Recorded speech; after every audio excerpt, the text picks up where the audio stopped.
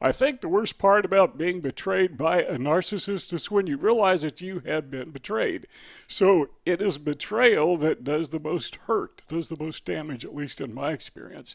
So, what is that? Well, the narcissist groomed you, he or she love bombed you, and maybe it was somebody you thought was a really good friend.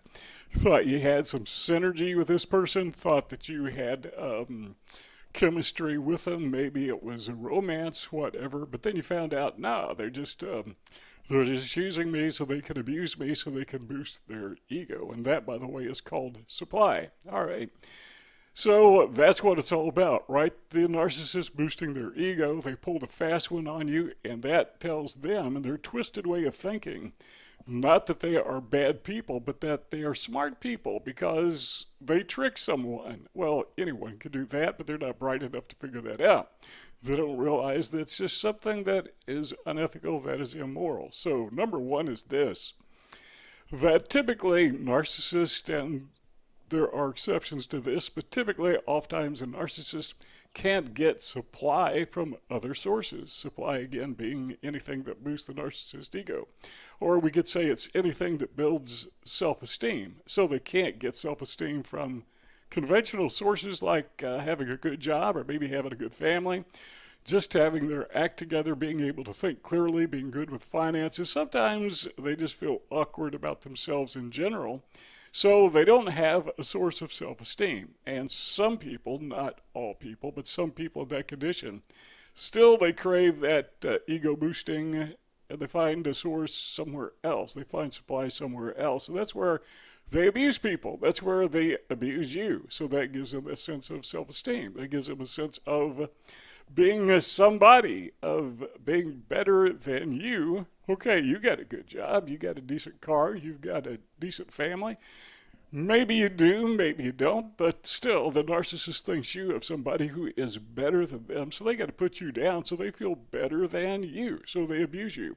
The way that they abuse you is they begin by love bombing you, by grooming you, pulling them into their sphere of influence, and so now they got you trapped, and once they have you trapped, well, then the abuse begins. That's when you find out this is a totally different person. So, first of all, to become the narcissist's worst nightmare, we have to understand what makes them tick. Now, I got to say that not all narcissists feel like failures from the very onset because, well, if you went to college, you probably knew fellow students who were very young, late teens, early 20s, and they were narcissists. I mean, they hadn't really experienced life other than what they experienced in high school, growing up. But even that may have given them a sense of low self-esteem. They needed to compensate. But a lot of narcissists, that's just the way they are. They're hardwired to be that way. But still, they get a kick out of it. I mean, it releases dopamine, I guess, makes them feel good.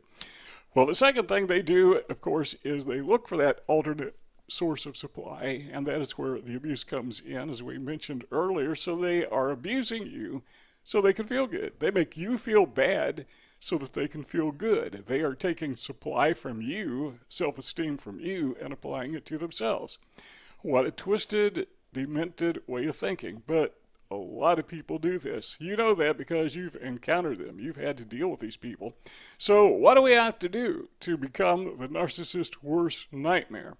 Well, the next thing we do is we have to understand that what the narcissist has to do is he absolutely or she absolutely positively has to have this balancing act in their life. Two parts to that. On the one hand, they love to abuse people. You know that because they abused you. Secondly, while they're abusing people, they have to retain or maintain a good reputation.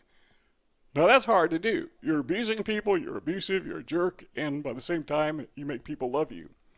How do they do that? Well, narcissists, either it's natural, but often it's just cultivated a sense of charisma when they're around other people. They're charming, superficial, but nonetheless they're charming. People like them just because of the way they are. And when you or someone else comes along and says, man, this person is abusive, they stole from me, they hurt me, they lied about me, and all these things, and other people don't believe them. No, this is a nice guy. He is so sweet. This is the most wonderful person, or she is the most wonderful person I've ever met. How dare you say something about this person? And then you become the bad guy, so everything is inverted. So, number three is that balancing act that the narcissist has to maintain, and that, by the way, is their Achilles heel because you can't do that forever. Eventually, it's going to become obvious that this person is not who they are pretending to be, because basically, as we say often, the narcissist isn't just lying, he or she actually is a lie. They live in a fantasy world. Number four is this. How are we going to become the narcissist's worst nightmare? Well, we need to learn about what the narcissist hates, and the reason is that as you watch the narcissist try to hurt you, try to do damage to you, what he or she is doing what would hurt him or her. So they're doing it to you because they think that's painful. So whatever they did to you, that's what the narcissist thinks is painful, and that's what would hurt the narcissist. So just observing them, you find out what really hurts the narcissist. You know what is really going to be painful to him or her. Now, number five is going to sound almost contradictory, but you got that information. But what you don't want to do is push back or pull back, as the case may be. You don't want to exchange punch for punch. Again, that seems to be counterintuitive because, what hurts this guy, so let's use it against him or let's use it against her. Well, the problem with that is when you do that, you're still engaged with the narcissist. So that struggle is still going on, and the narcissist, they actually love it. They love to fight. They love to try to win. And the more you even if it causes them pain, their response is, okay, we're going to cause you more pain. So you just stay constantly engaged with the narcissist and his or her nefarious activities. Well, rather than pushing back, or rather than pulling back, what we want to do is just detach the strings. We don't want the narcissist to be tied to us in any way possible, whenever possible. Yeah, I know. Sometimes you got narcissists in your family, right? You can't just detach from them.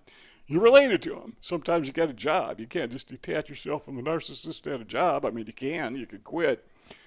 Well, now you're out of a job, so you got to go find another job. What do you find at the new job? You find another narcissist, so the strings are attached again. So that doesn't always work.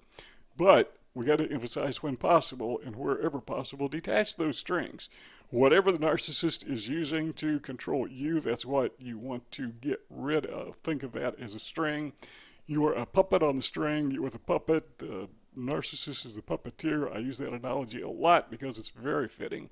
Number 6 is this: how to become the narcissist's worst nightmare. Keeping in mind that these people need supply. They need their ego boosted all the time. So do this. Number 6, use a life block.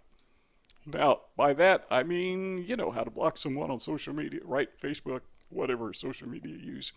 You don't want this person reading your messages. You don't want them to even know you exist. You don't want them to even find you on social media. So you block them. Well, the life block works much the same way. And again, it's not always possible, and they will attempt to bypass it whenever possible because they want you for supply. But what we're doing is we're making it so miserable, so difficult for the narcissist to get supply from you that they finally just walk away and they give up because they need that supply. If they can't get it here, they're going to get it somewhere else.